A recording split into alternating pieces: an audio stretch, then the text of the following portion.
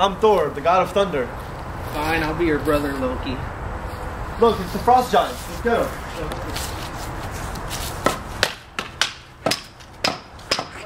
Wait. Aren't you supposed to marry this tree? No, what are you talking about? In the story, you marry a tree. No, let's go ask Dad. I'm asking first. I'm asking first. I'm asking first. Stop. Hey, come on, stop. Children, why are you arguing? Dad, isn't it true that Thor marries a tree? No, that's not true. In the story, Thor kills Thrun. Haven't I read you children the story of the theft of Thor's hammer? No, you haven't. Well, I'll just grab that and read it to you guys. Ah, here it is.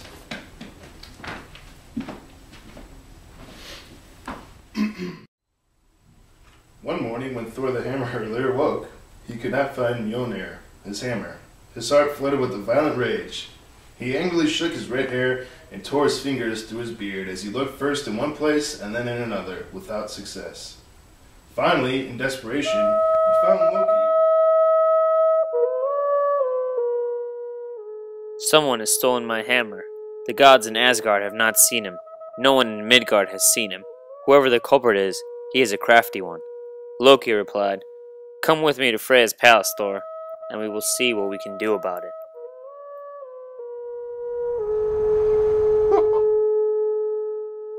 Upon finding Freya, Loki said, "Will you lend me your falcon-feathered cloak so I can fly to Jotunheim to search for Thor's sacred hammer? Surely it is there somewhere, for no one but a giant would have taken it." "Of course, Loki," Freya replied. "I would give you my cloak even if it were made of pure silver or gold. Take it, and may it bring you what you are looking for." The falcon feathers whistled in the wind as Loki flew to Jotunheim.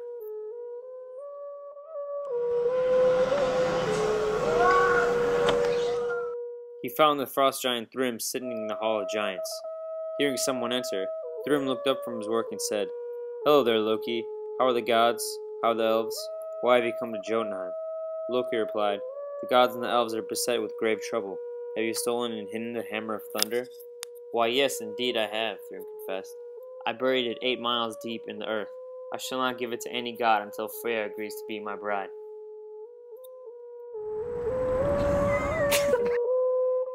The feathers of Freya's falcon coat whistled in the wind as Loki flew back to Asgard. Thor was waiting when he landed. "I hope you have returned with a message and are not up to some mischief," the hammer hurler exclaimed. "Stay right where you are and tell me what news you bring." "I do bring news and not mischief," Loki replied. "The giant Thrym has stolen your hammer and hidden it. He will not return it until we bring Freya to become his bride." "Then let us see Freya immediately," Thor replied. Loki said to the goddess, "Place a bridal veil upon your head, Freya, for you must come with me to Jotunheim."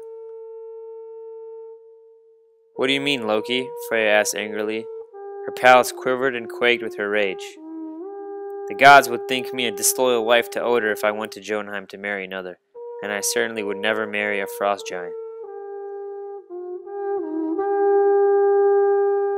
Thor, realizing the justice of Freya's attitude, called Heimdall, the wisest of the gods, to devise a solution. "Thor himself is the answer to the problem," Heimdall exclaimed. "We must dress him as Thrym's bride, shave his beard, and hide his face behind a bridal veil." "Seeing me dressed as a bride will give all of you a mighty laugh," Thor replied. "I am not certain it will accomplish anything else." Loki replied, "Hold your tongue, Thunderer. We must capture your hammer if we are to defend Asgard against the giants. They would be all too glad to occupy our palaces." "I shall accompany you on your journey, Thor. I shall disguise myself as your servant, and together we will go to Jotunheim and make fools of the giants." He drove his goats from their pastures and harnessed them to his chariot. The mountains echoed with the roar of thunder, and fires from the mighty lightning bolts scorched the earth as Thor's chariot sped through the sky. Meanwhile, in Jotunheim, Thrym eagerly prepared to receive his new wife. "The gods may arrive at any time with my bride," he said. "I am happy that I have everything I could ask for. I lack only Freya for my heart's content." Evening arrived, and with it Thrym's beloved. The giant set a feast of food and ale before the bride. She quickly consumed all the sweet dainties. She drank more than 3 horns of mead. Thrym could not take his eyes off his beloved, and he could not help but wonder at what he saw. "Has any other bride ever had such a great appetite?" he asked. Has any other bride even taken such big mouthfuls of food or drunk as much meat? Loki, the handmaid, craftily replied, Freya has so longed for her wedding day that she has not eaten for 8 long days. Thrym, overcome with love for his bride, lifted her veil and leaned forward to kiss her. One look at her face sent him leaping backwards the full length of his hall. How fierce my beloved's eyes are, the giant exclaimed. Dangerous fires blazed forth beneath her brows. Loki craftily replied, Freya has longed for a wedding day that she has not slept for 8 long nights. Then Thrym said, Bring forth Thor's mighty hammer in order to bless the bride. Lay Mjolnir upon her lap, and wish us joy as we join hands and make our marriage vows.